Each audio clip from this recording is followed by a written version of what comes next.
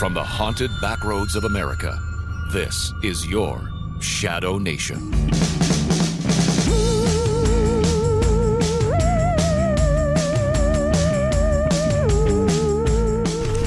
Hey, welcome back, good people of planet Earth, and of course to our good friends in the cosmos. I'll be your host for the next hour plus, GhostMan Shaun, the best in the Midwest, broadcasting live from the crossroads of America.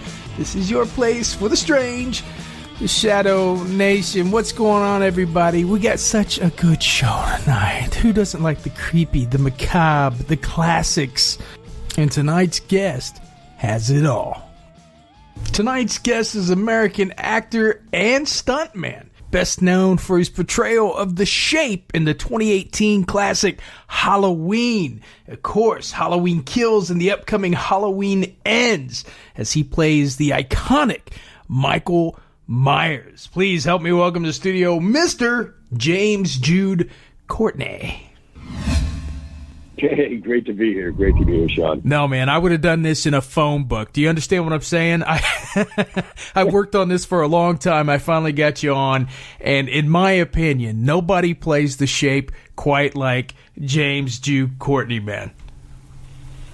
Thank you, man. Thank you. It's an honor to play that role, and it's been nothing but pure joy the entire experience. Oh yeah, you got it down, Pat. It's just I just watched it again last night in preparation for today's interview, and you could tell with the movie in 2018 Halloween, the kills were crisper, the atmosphere, they captured everything they had in the original, but the way you delivered was just hands down. And I've always talked about, I have the utmost respect for cats that play the roles with the mask on, because it takes on a different character than just regular acting, because you have to get inside and do you can't use your facial features, you can't express yourself. What's that like, real quick? I got to get that off my chest. What's that like, being in that space of The Shape and not being able to use facial features or anything else? What do you rely on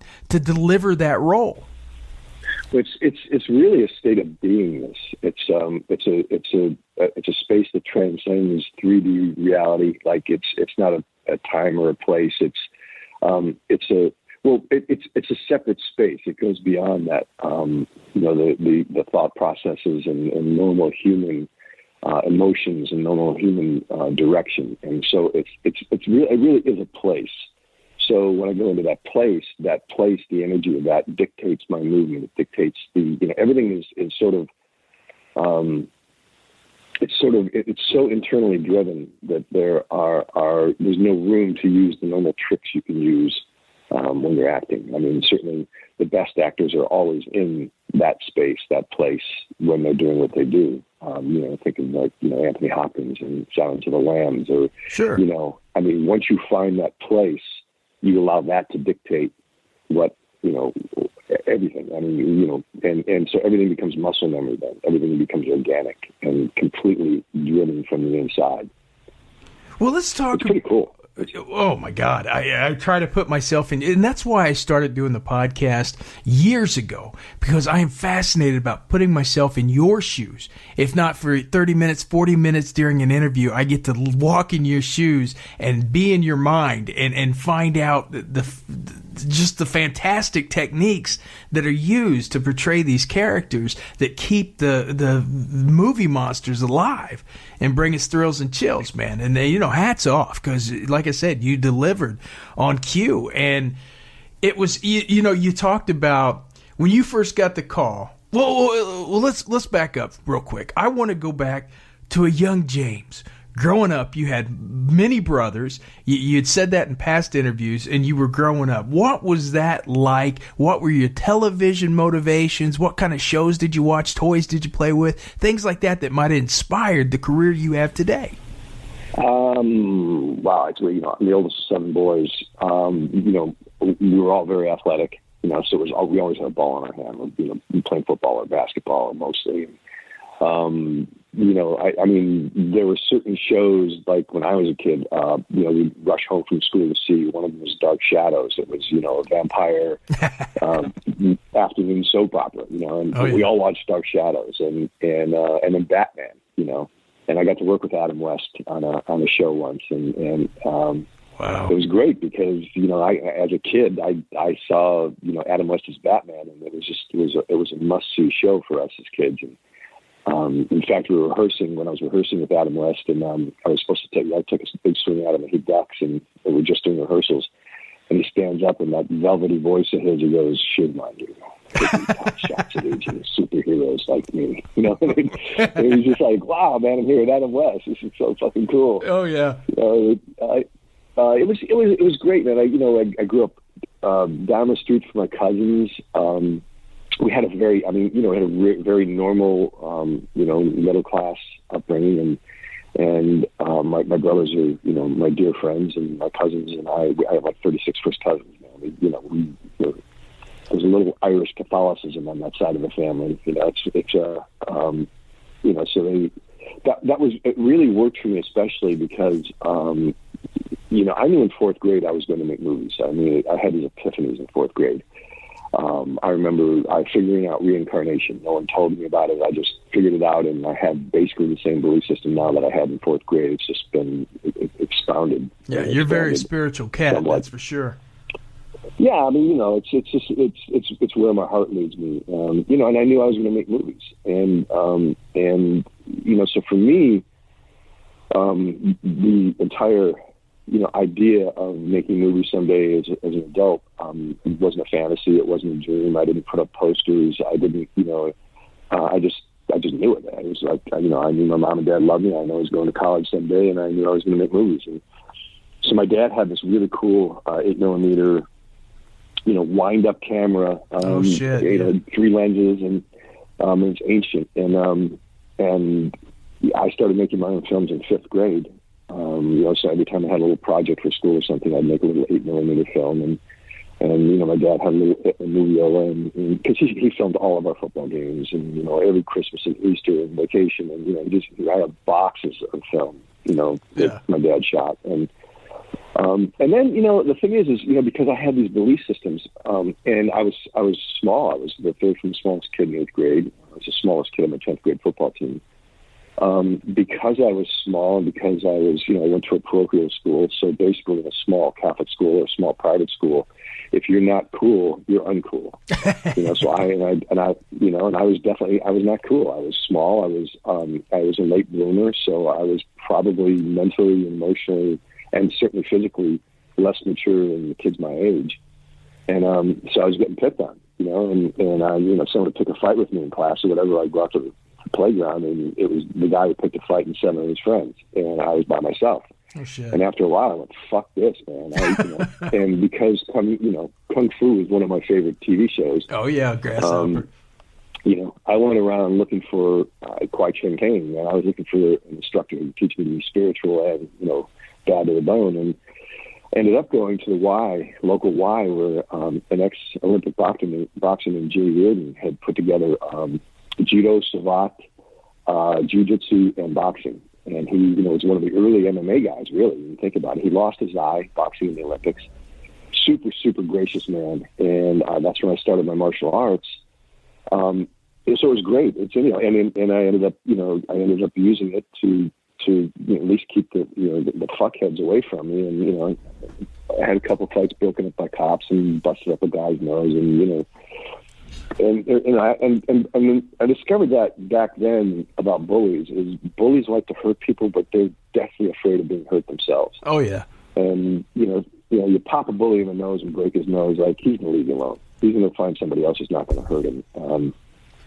So for me, I had the double-edged sword of not really having friends in 6th, 7th, 8th, 9th, first half of 10th grade. I mean, I really didn't have friends, but I had my brothers and I had my cousins. So we have a very, very healthy, complex social network in our family. So I was able to mature that way. And I really should go back someday and find those assholes because, because I owe them dinner. You know what I mean? It's because I could handle myself. And I will not call myself a martial artist. I've trained with my buddies who are national champions. I've had friends who are special forces guys that I've been blessed to train with. And wow.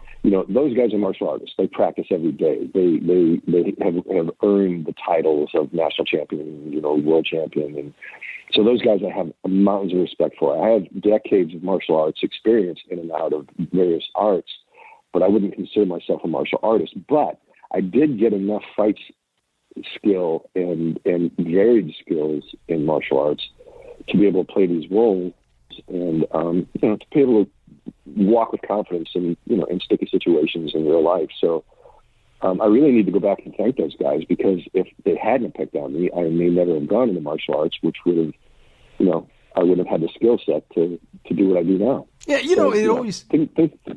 it always takes balls to take that first swing, because in school myself, I was just not an outcast, but we went from Christian Catholic schools to all of a sudden middle school. I'm with the preps and the hoods in public school. So I had a rough transition. I show up with my khaki pants and my hush puppy slippers from Catholic school to all of a sudden the kids wearing Slayer t-shirts and smelling like Marlboros, and it was a transition, man. And I remember, when you would go out in the parking lot, you would see these cats fighting and stuff. And it takes a lot of courage I took karate.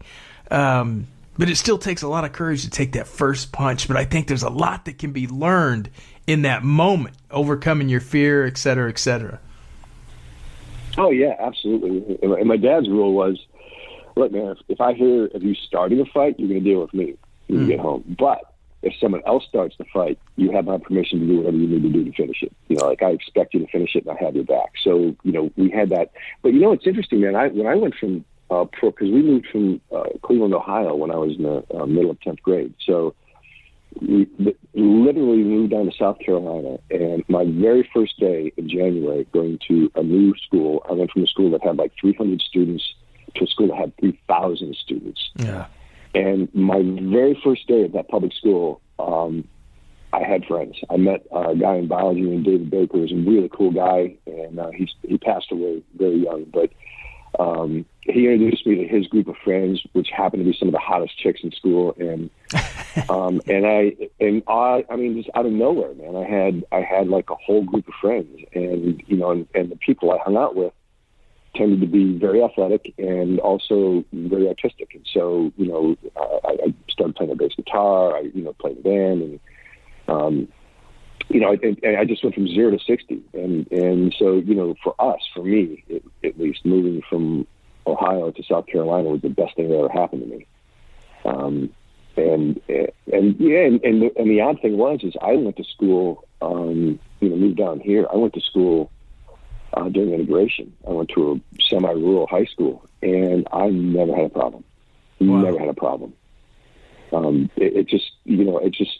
fact, I have to tell you that, I'm sure the integration process was difficult for some people, and I certainly have compassion for that. But by and large, that integration process when I went to high school was very smooth. And I found that, people really did want to know each other. They wanted to understand each other's cultures. And I rarely saw conflict. Rarely.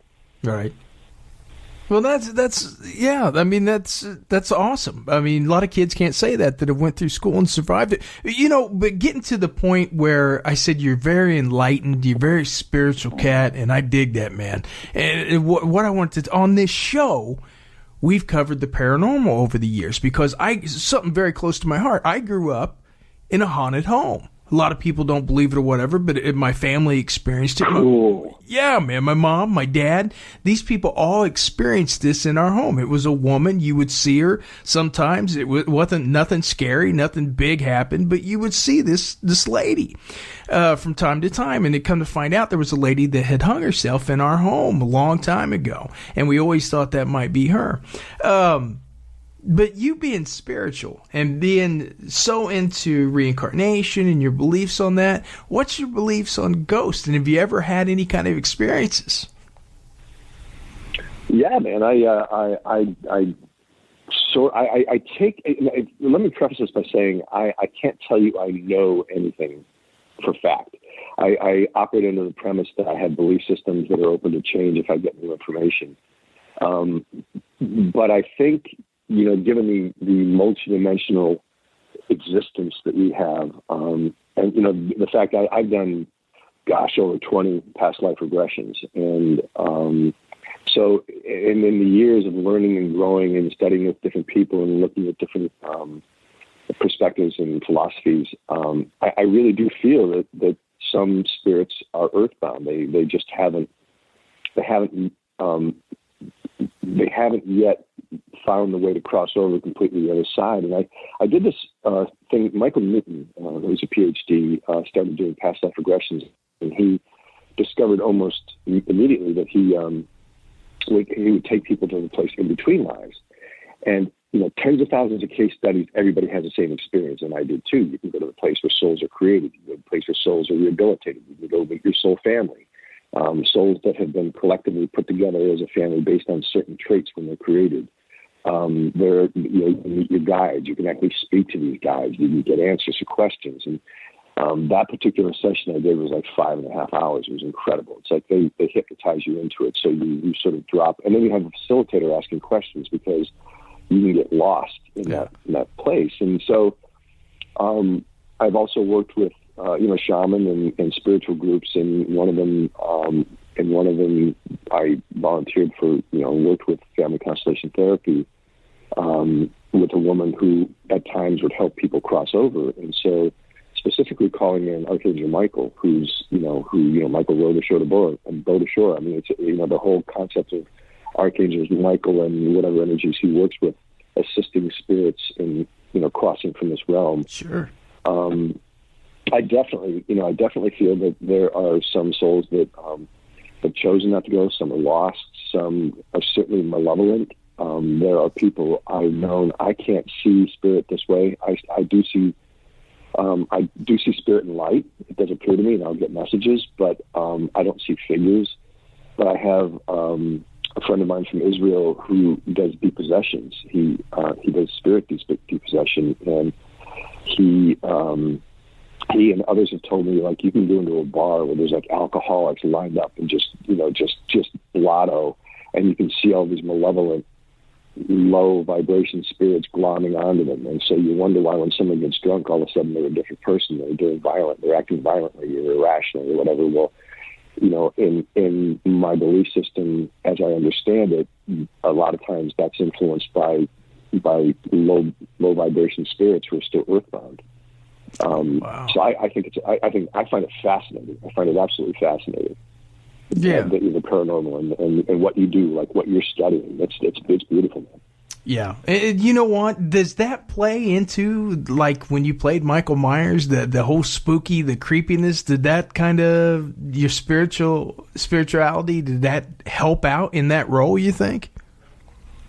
Oh, absolutely. Because, in family constellation therapy, it was developed by a Jungian psychologist, a Jesuit PhD, who went to, and I'm paraphrasing this, so if I'm a little inaccurate, forgive me, but so when Bert Hellinger was his name, he went to South Africa and he was working with the Zulu, and he looked at the Zulu at the core of their society and saw that they don't pass forth familiar pathology. In our society, if there's drug abuse or emotional abuse, sexual abuse, or divorce, like all these different things seem to run in families. Like, his grandfather was an alcoholic. Oh, man, look at him, he's doing the exact same thing. Well, he studied them for 20 years. He studied the Zulu for 20 years, and he took what the Zulu did, a very spiritual process, and he brought it back to Germany and sort of laid it over a Jungian model. And then it took women getting involved who understood trauma. I mean, he's German, he's a male, but these women, these trauma experts came in and sort of honed out the rough edges. So when you go in to do a family constellation therapy and say, you have a facilitator, the therapist, and then you have the person whose therapy is going to be, and then you have 5, 10, 15 people sitting around the room, the center of the room is called the morphogenetic field. So then in that, say I have a XYZ issue, and the facilitator say, okay, well, go ask somebody to represent your mother.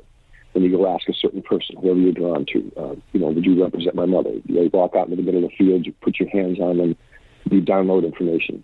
Okay, you find someone to represent your son, someone to represent your uncle, whatever, the perpetrator of your rape, whatever.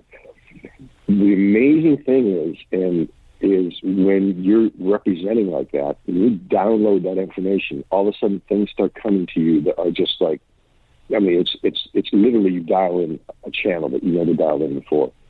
So I've seen people like, for instance, I saw once a guy got in the middle of the floor. He was representing the grandfather of a young Japanese American woman, and her grandfather had fought in World War II on the Japanese side. And he walks, this guy walks out into the middle of the floor and he goes, "Oh my God, I can't feel my left leg." And she goes, "Oh, he lost his leg in the war." Oh, wow. So it's that kind of information. So then what starts happening in this process is it's really all about healing. So then representing fathers, grandfathers, perpetrators, all these different things, people start downloading this information, and you start healing these threads that go through your family line or through perpetrator, victim, situations. So for me, oftentimes I would represent either just vile perpetrators, or I would represent prime source, the God source, or represent Archangel Michael. I did that a lot, actually. I would be asked to represent Archangel Michael or Archangel Metatron. So in doing that, it created a space where I could go to really, really deep, open places and allow either a very, very malevolent energy to exist in me so that we can work it out on the morphogenetic field and help this person heal from their trauma. Or I would be, the protector, Archangel Michael. And so, literally years, that we would, that I was a part of this process. And so that was, I'd say, a pretty large part of forming, doing the internal work to be able to contain the energy of playing Michael Myers. And David Green told me he had, David, we're working on 2018. He said, "Yeah, I worked with a guy once who went as deep as you, and then he had a psychotic break and ended up in a psych ward for 2 months." Oh, wow. So I breathe into it. Like I breathe it in, it owns me.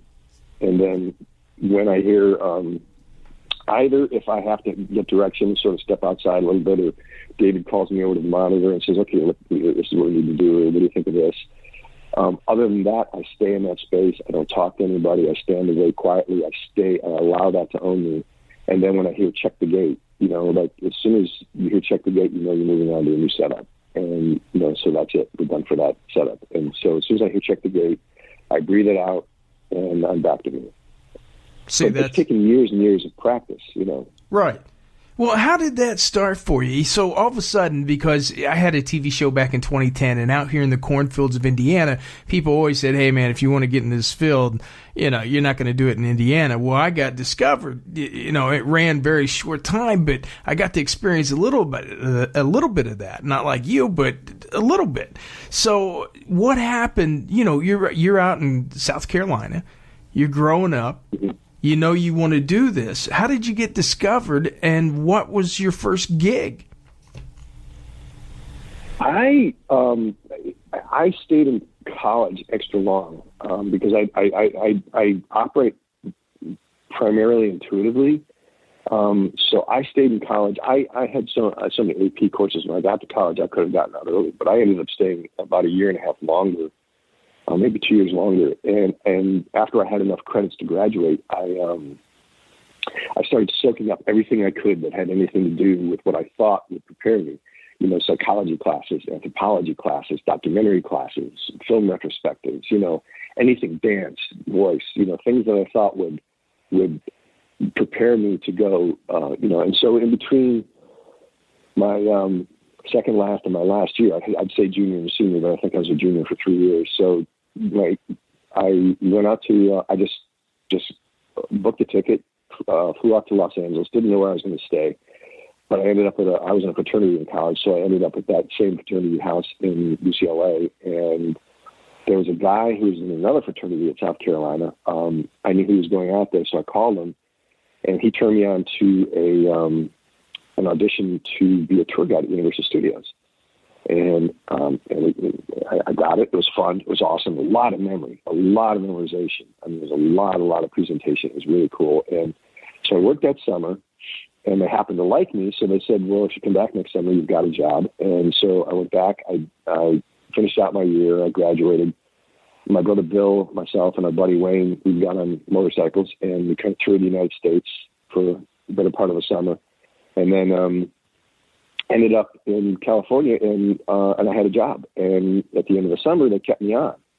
So I kept doing the tour guide thing for a couple, which was awesome because it was in the back lot at Universal. Oh yeah, it's a storied back lot, and all those great horror films are made there. You want to talk about haunting, man? Oh my God! And so from that point, I did my first play, Requiem for Heavyweight, the Rod Serling play. And Rod Serling had already died, but his wife was, a major player, and us getting that done, it ran for 9 weeks. And I met a coach, a guy who was a coach, had been a coach at the Royal Academy of Dramatic Art. And so he looked at me and said, I want to work with you. And I also got my first agent out of that play. So Ron Ray was his name. He's a really excellent coach, and I worked with him for years. He got me an audition for the Conan, the Adventures of Conan, the live show at Universal Studios tour. Oh wow! And because I could handle weapons, and because I could do all that, I got into a live show, and that show I ended up learning how to do a high fall, and thousands. I think I counted like about 3,000 high falls and about 7,000 sword fights in that show. It was brutal, man. I can't even tell you how many stitches, concussions, Yeah. It was so much fun. It was so much fun. And so the very first thing I got was casting as a professional. I did.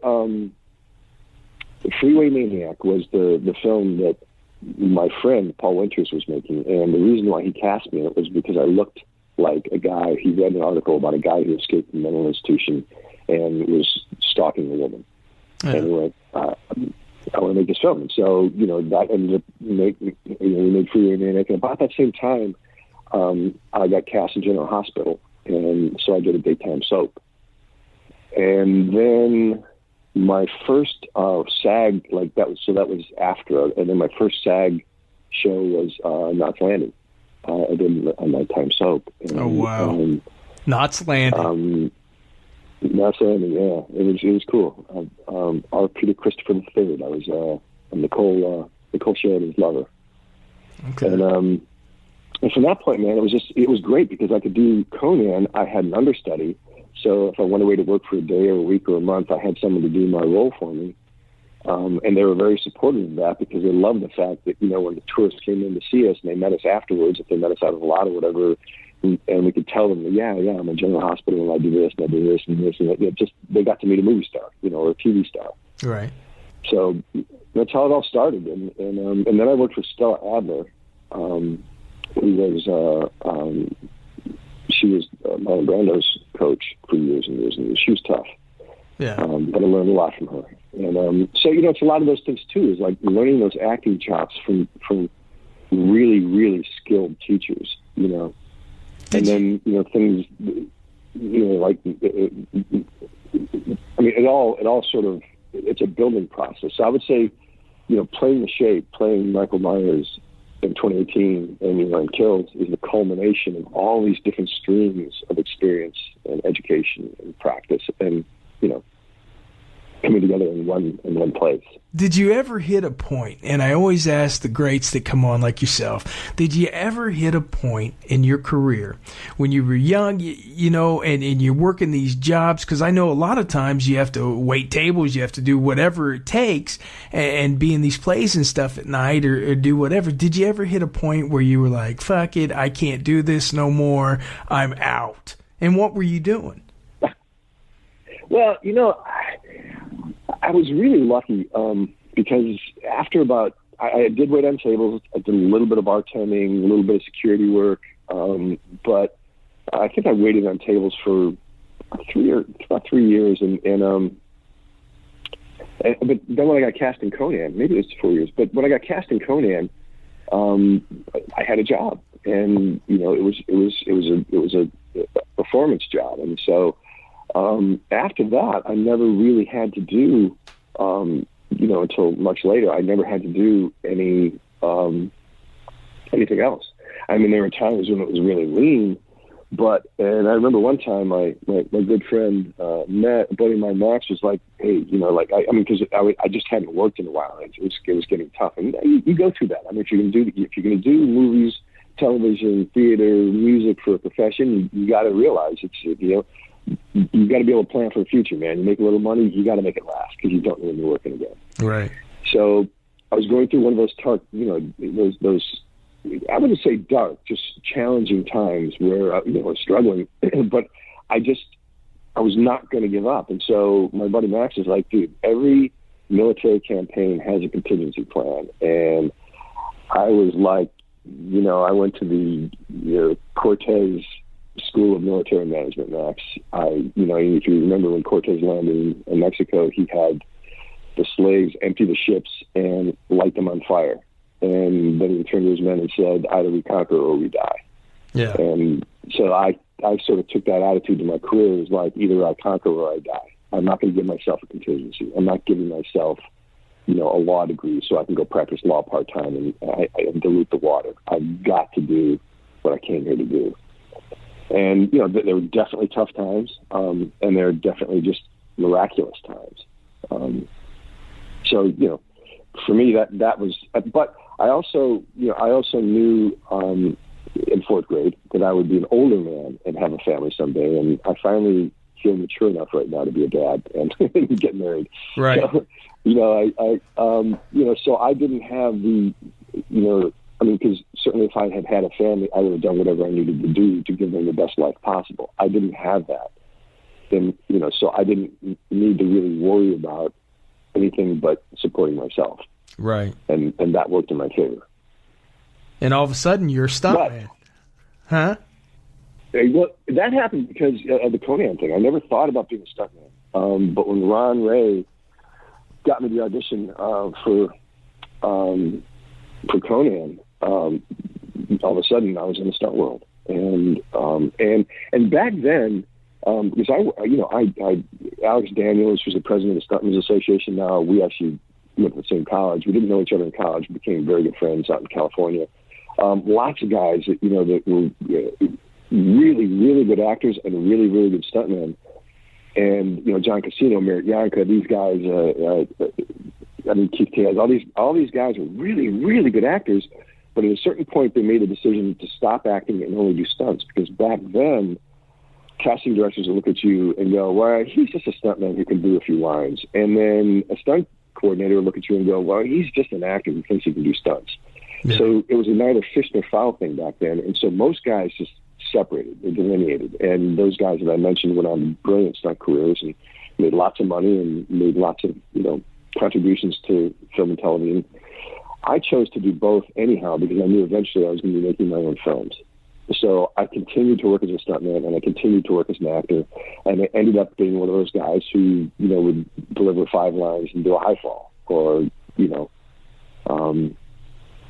for me, it worked. I just had to trust my instincts there. How did you learn to do high falls and stuff like that? Because you have to know how to fall for you won't break your neck and stuff. I mean, who took you under their wing and taught you that? Dude, okay, that was, I fell off a slide, doing some crazy shit when I was somewhere around 6th grade, I think. Right. Knocked the fuck out of my head. I couldn't catch my breath. I knew I was going to die. In fact, I was in my mind. I was going, if God wants me to die, I will die. If God wants me to die, I will die. I was just like, it was my little mind, my little, grade school mind. So I was afraid of heights. I was really afraid of heights, and so then They wanted to switch my role at Conan to the lead bad guy, and the lead bad guy who also fought with a large, with a big claymore, but had to do a 20-foot high fall into a small pit that burst into flames. And they wanted me to take that role, and I was like, no, I don't want it. And Alex Daniels, my friend, from South Carolina, who was also in that show, he was like, dude, there's not a chance you're passing this up. Because not only do you need to do this, but, as a stuntman, you're going to have to do high falls. So he took me out to Bob Yerkes's place. Bob Yerkes trained the Circus of the Stars, had an entire circus back there. Okay. He taught me, starting at 10 feet, how to fall into into an airbag. And man, at 10 feet, I was white knuckling. I had a shit so bad, man. And, but, like literally in less than an hour, he had me going to the top of the trapeze, which I'm thinking was either 50 or 70 feet. I'm trying to remember. But anyways, he had me scampering to the top of that, looking down, catching my spot, and dropping my body down in the airbag. And he taught me how to swim in the air. He taught me how to move in the air if you're missing your spot, because the body will always follow the head. So, and that's the trick to a high fall is, you get your spot. If you're off your spot, you look to where you want to go. You swim if you need to. And then right at the last minute, you either flip your body over, you do roll over, you tuck your head really fast, and the body will lay out. I mean, and I love them. I love high falls. Oh, wow. It became my favorite thing to do. So you went from scared of heights to doing them all the time, loving them. Yeah, and isn't that a great lesson in life? Oh, like, yeah. If you fear something, man, you can do it. Push yourself into it. Figure out what you're afraid of, because oftentimes, those fears don't really hold any power over us, except the fact that we fear them. Right. That's true. What was the worst injury you think you ever got on set?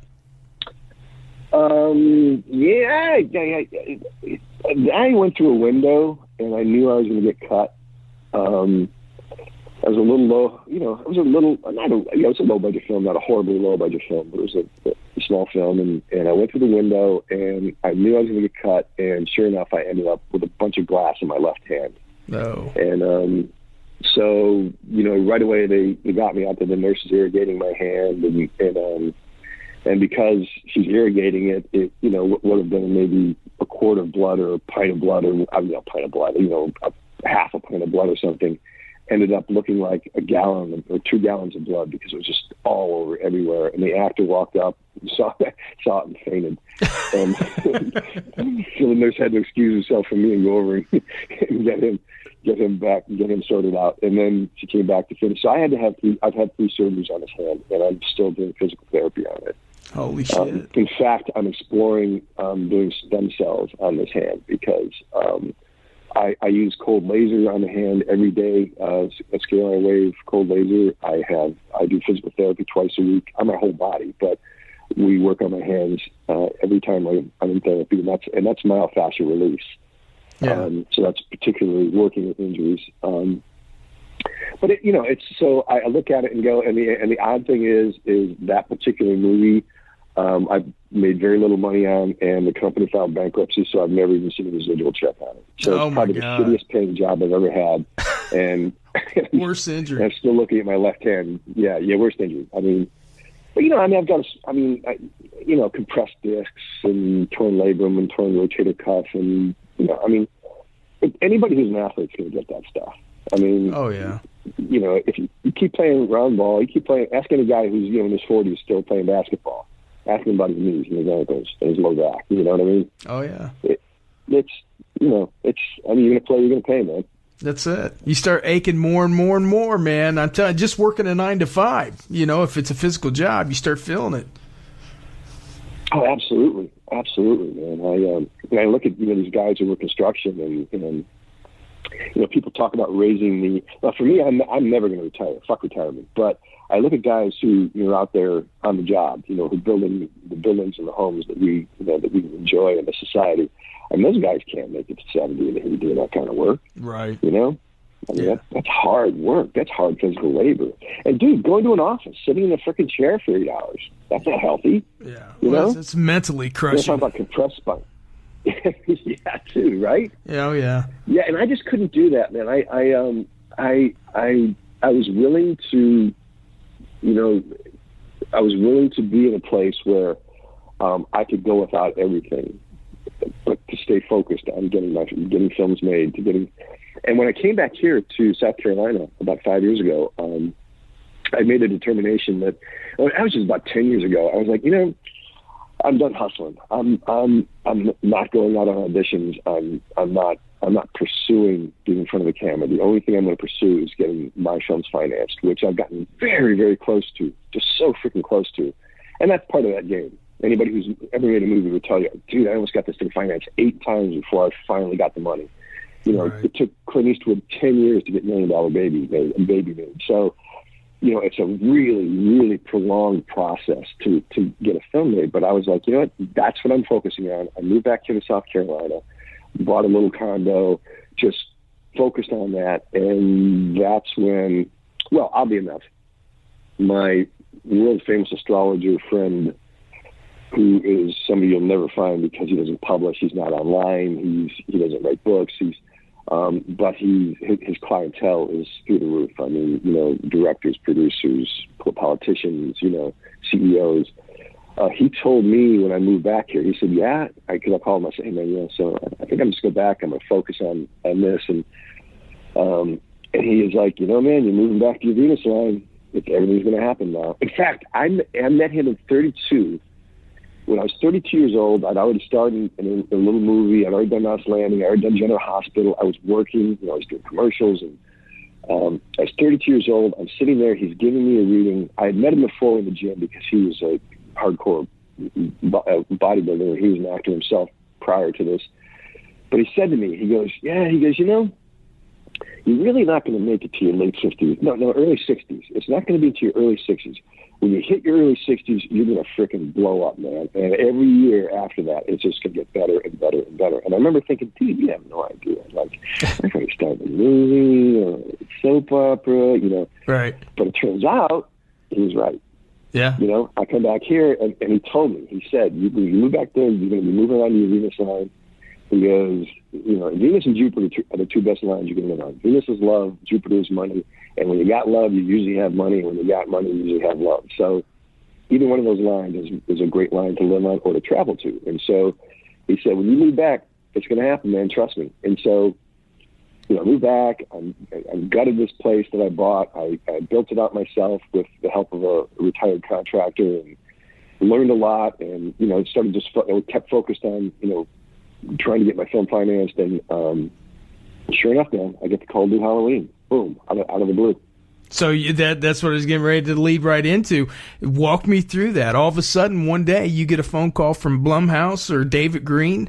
Is that how that happened? Well, it was Ron Hutchinson, who was the stunt coordinator on both of Rob Zombie's films. Okay. And I have worked with Ron on the same movie project, but I had worked as an actor when he was the stunt coordinator. And, we'd always talked about me working for him because being an actor stuntman, there were a lot of things I could do that his normal crew couldn't do. But I never did work for him. And so he calls me one day. I'm, just hanging out with my cat. And he's like, hey, man, so we're doing another Halloween. I was like, oh, awesome, man. Good for you. That'll be a freaking blast. And he said, yeah. So I read the script and I called Malak Akkad and I called David Gordon Green. I said, guys, the script is different. It's different than anything you guys have ever done, that any Halloween has ever done. I mean, you're going to meet a guy who has got really deep acting chops and he's a really good stuntman, and there's not many of those guys around. And David Gordon Green said, okay, he needs to be 6'3", 200 pounds, and he needs to be in his 60s. Do you know anybody? And Ron was like, yeah, I know one guy. And so Ron said, are you interested? I said, yeah, it'd be fun. It'd be a lot of fun. And so he goes, all right, so they'll be giving me a call. They're actually shooting in South Carolina. Where are you? I'm in South Carolina. Right, that's easy. Yeah. So I get a call to go down to Charleston. I'm in Columbia, so it's about an hour and a half away. I drive down to Rough House, to David Gordon Green and Danny McBride's company down there, and the casting director is putting me on tape. We go through a lot of stuff: psychology, spirituality. They see me move. It's a lot of stuff. I think I kind of freaked the guy out a little bit about, the correlation between murder and sex. But I'll say that. But so I was like, okay. He's like, great. So I go out into the parking lot and get my pickup truck, and I didn't even get out of the parking lot, and I get a call on my cell phone from Blumhouse, and they're like, hey, are you available? We're shooting in October. And I was like, yeah, sure. I'm available. I didn't even get to the freeway, which is only a couple miles away, to call me back, and they said, hey, David Gordon Green wants to meet you. Would you like to come back? And so when I went back, I met David and Ryan Turek and Malak and, all the Ryan Freeman, all the Danny McBride and Gordon Green. I met all those guys, and did a lot of the same movement, talked about a lot of the same things, and then I didn't hear anything. And at that point in the game, I had finally, I think in my heart, gotten to the place where I could honestly say, when I let something go, I let it go. Yeah. I had just let it go. Before I would say, oh, okay, I really want this role, but I'm going to let it go. I'm going to let it go, man. But deep inside, I'm like, fuck, I really want this role. Or, right. I really want this girl. Or I really want, I just let it go. I was like, man, if it's meant to be, it's meant to be. So after I had done the audition, I talked to my buddy Brian, and he's like, you got it, man. I mean, it's yours. This is meant to be for you. This is what you're supposed to do. And I'm like, yeah, whatever. It happens. It does. And sure enough, they had postponed the shooting. And so in December, right before Christmas, I get a call, and they're like, hey, so we finally got it all together. You ready to go to work? And I'm like, yeah, sure. So it just all felt so meant to be. You know what I mean? Oh, yeah. Well, when you were sitting there, when you were in the casting call or whatever, and they wanted you were talking about do the movements. When they transitioned from just talking to you about your spirituality and stuff like that, what did they say? Okay, James, let's get up now, and we need you to walk from point A to point B. How did they direct that? Pretty much. That was pretty much it. And then, they brought in someone for me to kill. And, both times I kind of had to walk them through it because they weren't stunt people. And, but basically wanted to see how see, I had captured, before I went down to be put on tape, I watched 1978 one time. And I did that thing that, I had learned, so long before to do, which is Ted Knight had taught me to reach in to grab the essence of a person's soul. If you want to emulate somebody, you reach deep inside them and find that essence. And once you find that essence, you'll be able to talk like them and walk like them and look like them and act like them. And it was one of the greatest gifts anybody's ever given me. Ted Knight taught me. And so I was watching 1978, and there's one scene where Nick Castle, as the shape, is walking camera left to camera right in the backyard. And just in my mind, I went, I got it. Whatever that is, I got it. And then I'd already sort of moved that way in a character I did for Buffy the Vampire Slayer, and I sort of picked up that movement from a cat. Just from being very cat-like. Yeah. And when I went down and met David, so when I went to the callback, David, one of the first things David said is, I see this character as very cat-like. And, so I did all the movement. And then after I got cast, David called me and, sitting in my place, and he said, okay, so I see this character as being very cat-like. And I said, well, that's great, because my cat's sitting in my lap right now. And like, yeah, dude, I get it. It's an omen. And he really gave me no direction. David didn't weigh in on the character.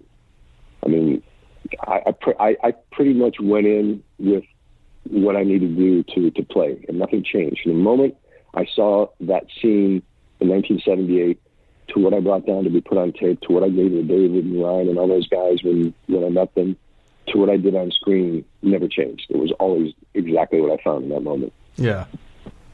Well, what's fascinating is when it's all said and done, because you've been signed for Halloween Kills and Halloween Ends as well. And they just released that information not too long ago.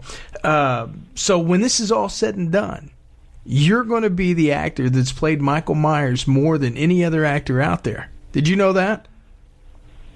Yeah, it's been pointed out to me just recently. I mean, I really don't think a lot about that. You know what I mean? Right. But other people are sort of pointing it out to me, and I'm like, well, yeah, that's kind of cool. Tyler Mane did it twice, and yeah. I mean, it's definitely an honor, and but the whole Halloween 2018 Halloween Kills, Halloween Ends family is just that. I mean, almost every single person down to the nuts and bolts that was on 2018 came back to Halloween Kills unless they couldn't be there. Right. And I guarantee you, when we're shooting at the end of the year, when we shoot Halloween Ends, I guarantee you 98% of the people are going to be back. They'll leave other jobs to be there to work on that show. So Halloween Ends starts shooting at the end of this year? Mm-hmm. Okay, and you guys have already wrapped on Halloween Kills then? Oh yeah. It should have been released last October, but because of the COVID protocols, and in fact, I got a call from when all this was going down. Got a call from Ryan Freeman at Trancas and Ryan Turek at Blumhouse on a conference call, and they said like, "Hey, guy, Jimmy." So they all call me Jim and Jimmy.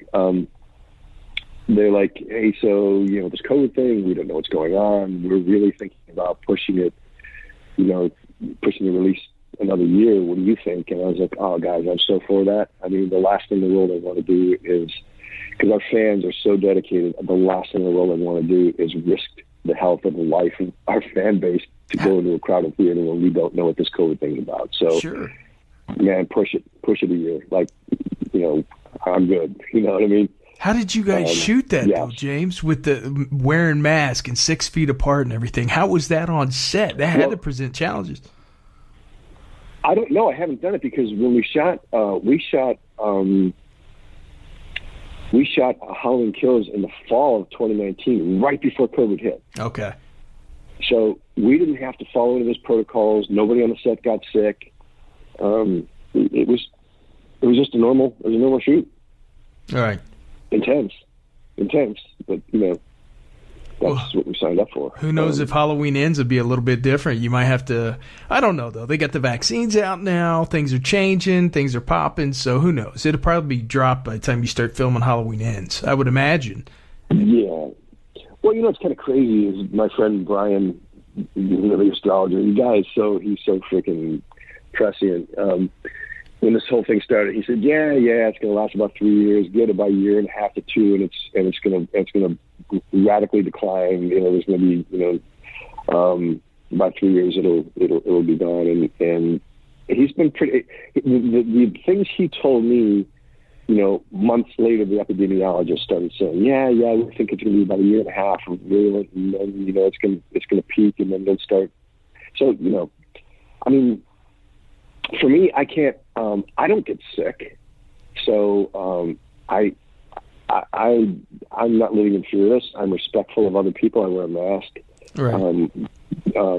Mostly to respect. And I did a convention in Nashville a couple weeks ago, and so I found this really cool mask that has a UV filter, and it has a fan in there, so it draws in air, kills 99.99% of germs, like bacteria and virus. And then when you breathe out, it sucks the CO2 out. So it was totally comfortable. Oh, nice. I just wouldn't take my mask off there, even though some people were. It's Tennessee. It's more open. It's more loose. I would not take my mask off because I want to respect every individual's, safety and personal feelings and philosophies. And, sure. So I feel like by the end of the year, we will definitely be in a safer place. We probably will still have to it's called the white paper. We still have to follow the union white paper protocols, I'm sure. But right. We'll just make it work. So I got to ask you a couple more questions. When you take over the space, because you've talked about getting in, capturing the vibration, becoming the shape, things like that. For people that don't know, what is capturing the vibration? What's the steps in doing that for you? Because I know you don't like to break it down. You said it's indefinable. It's beyond light and dark, beyond duality. Michael Myers is, a beast. He's his own thing. But how do you capture the vibration of something so wild, like a force of nature? Does it happen once you put the mask on?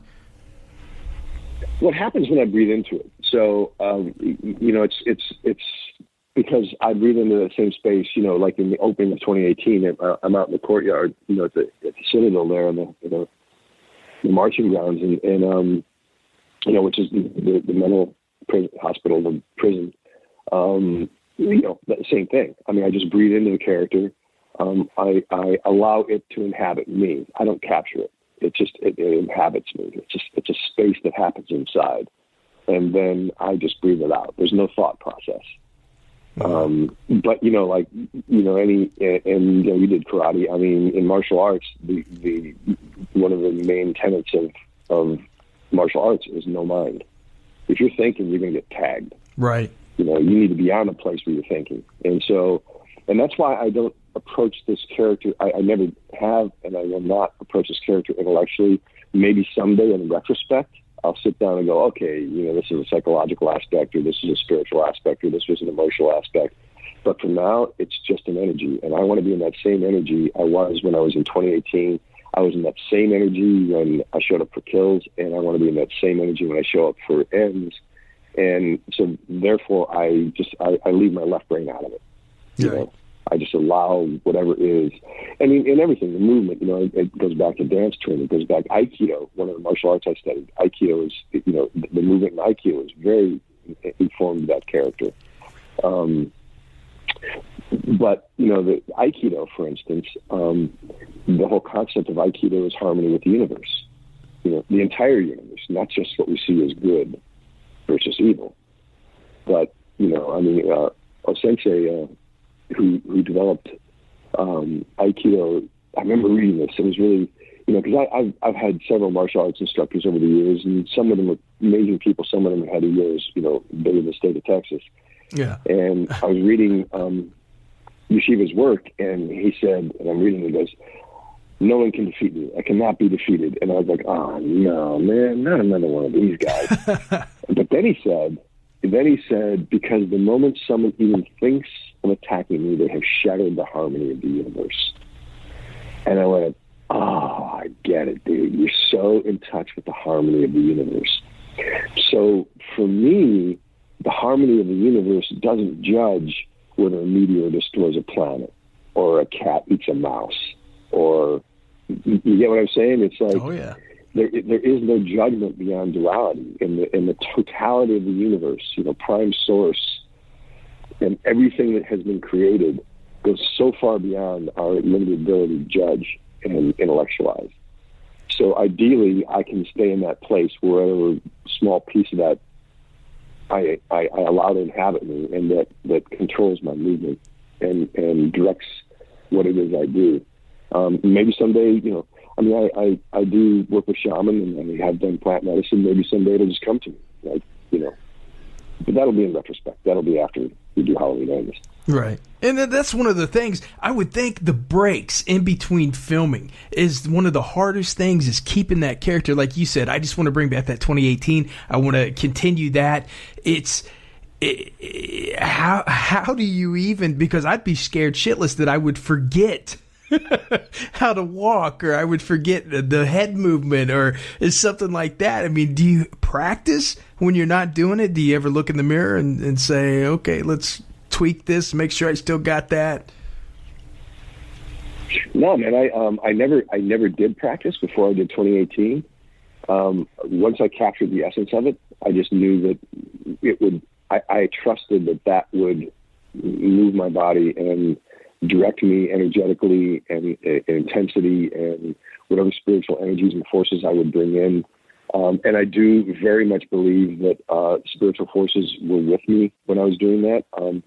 One of my spirit guides, the concept of spirit guides is, I think when it comes to paranormal, is that people, when they've passed over, will actively engage themselves in the lives of human beings living on the planet. And so when people say, I felt my grandmother around me, or, I know, like, for instance, my brother Bern died when he was 23 years old, and we all started seeing dimes. And whenever there's a really critical situation and shit's about to hit the fan, and we really need some help, we'll always find dimes, and miracles happen.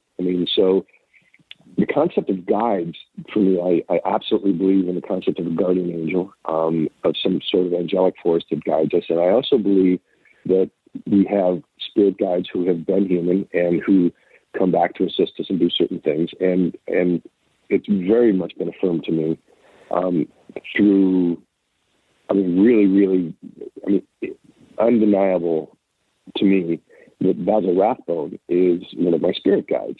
Basil Rathbone played, he played the Sheriff of Nottingham, in Robin Hood, and he played, in Captain Blood. He was a bad guy. He was like the highest paid character actor in Hollywood for decades, and he was mostly a snarling, evil character. Yeah. He also played Sherlock Holmes in the Universal Studios films. Mm-hmm. And I didn't have that concept of spirit guides back then. But when I was in high school, I would, like towards my senior year in high school and beginning of college, a couple of buddies and I we'd every Friday night, even though we'd be out partying, we'd run back to the house, my parents' house, and watch Sherlock Holmes, and then we go back out again. And so I really believe that this highly accomplished. And Basil Rathbone, if you look at his amazing movies, whereas the style of acting in the 30s and the 40s and the 50s was, it was a very stylized form of acting, not as natural as the Marlon Brando brought in, in the 50s and the 60s. It became much more natural in the 70s. Basil Rathbone was always a very deep,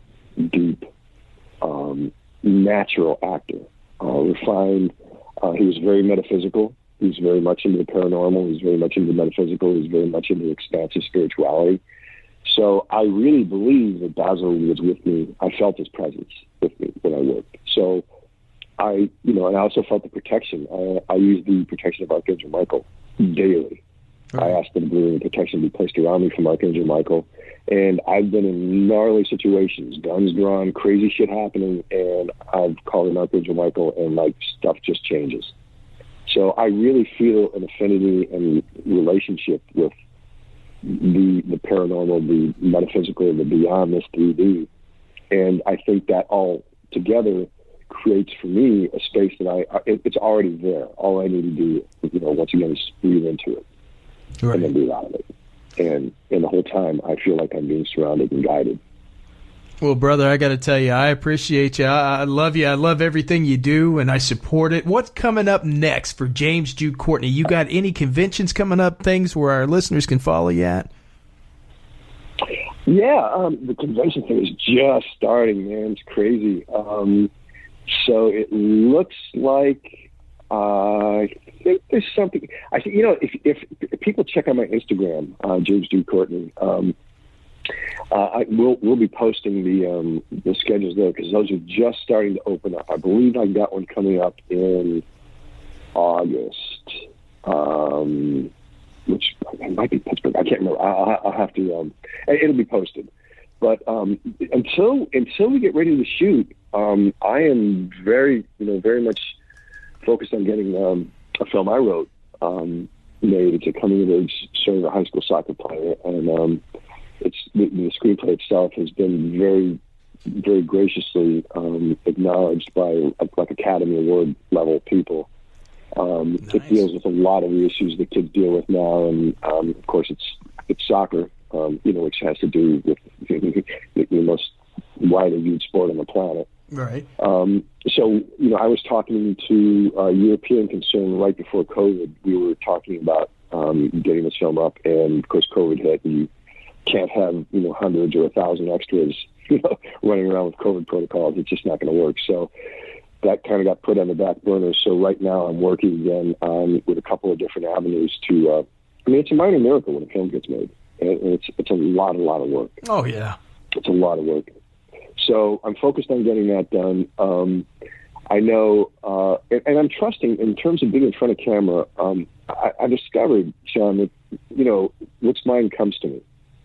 My job is to be prepared. My job is to be in physical shape, in spiritual shape, in mental, emotional, psychological, condition. And then, whether it's a woman I date or a job that comes to me or a new friend or a travel opportunity, these things come to me. And so if I'm in an off place, if I'm mentally imbalanced or, in some sort of anxious or angry place, then I tend to draw to me things that aren't comfortable. But if I'm balanced and relaxed and I'm taking care of myself, then the right things will come. And so I know out of nowhere there's going to be another role that I'll play after this. It'll come to you. And I'm absolutely certain that. Yeah, well, it does. And I think life works like that. Some people can pursue things, doggedly. I can't. I have to do my inner work and then allow, of course, you see opportunities, you go for it. You pick up the phone, you make a call. But, I have friends who can work a room, man, if they're important people at a party, they're going to know every single one of them. They're going to walk out with their cards. You know what I mean? That's just not the way I operate. Yeah. Yeah, me either, man. I need to focus on that a little bit more, just kind of sitting back, taking it in, and letting things happen, Everybody does. Yeah. Yeah. I mean, the universe will really flow, I mean, for us if we let it. And I love, and we're all going to get our ass kicked. That's a fact. I mean, life, and I remember Winston Churchill, whose quotes I love. I mean, the guy was such an eminently quotable man. One of the things he said was, when you're going through hell, keep going. Right. Don't stop. Because it's not going to last, man. But if you stop in the middle of hell, you're just stuck in hell. That's it. So when the shit hits the fan, man, just know that it's going to get better.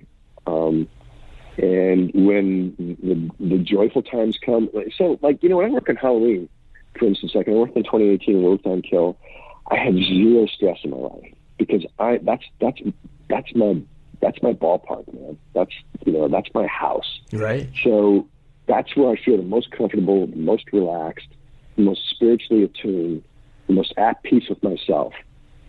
And because when you work on a movie, your days, I mean, that is basically for me, wake up, work out, eat, work, sleep. And then on your day off, you do laundry. You know what I mean? There's no real social life. You know what I mean? I mean, you have that social experience. And yes, you do have dinner with cast or crew after, various nights and everything. And on the one Saturday night, whether that's a Wednesday or a Friday or a Saturday, the cast and crew generally would go to one bar and everybody will hang out together, just kind of cut it loose.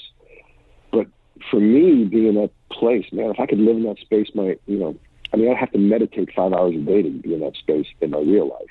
Right.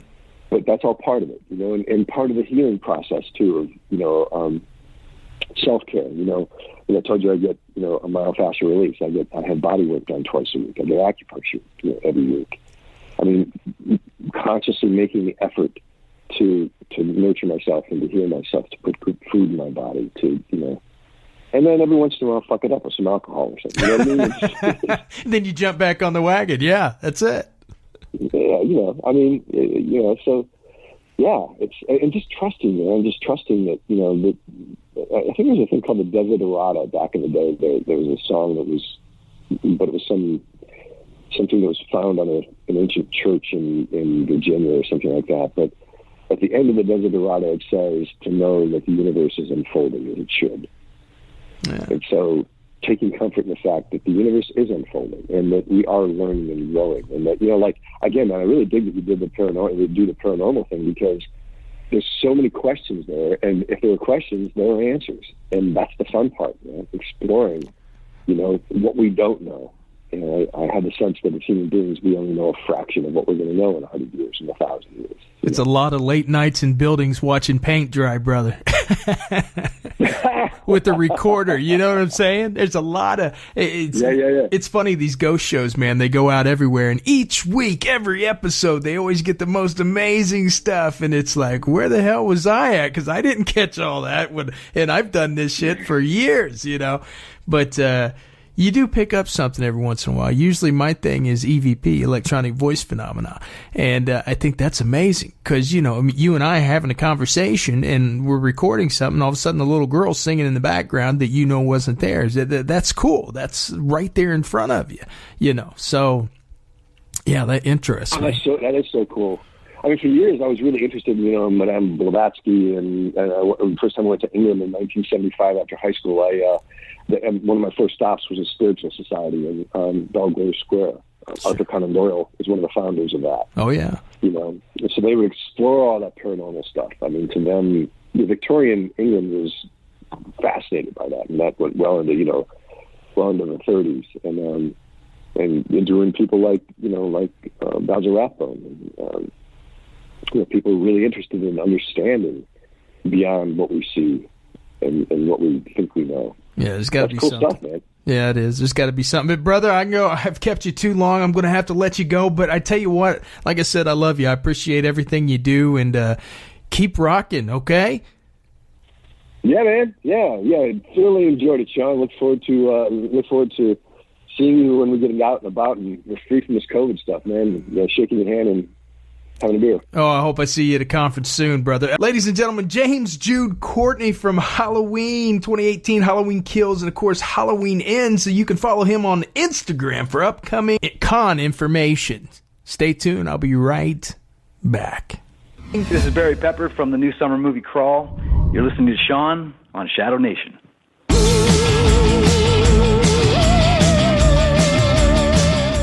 What an amazing interview, everybody. James is so cool. That guy, every once in a while, you just get somebody on that's so down to earth, so righteous, and right on. Just an amazing guy. Reminds me of why I do this. So, with that said, you hear the music.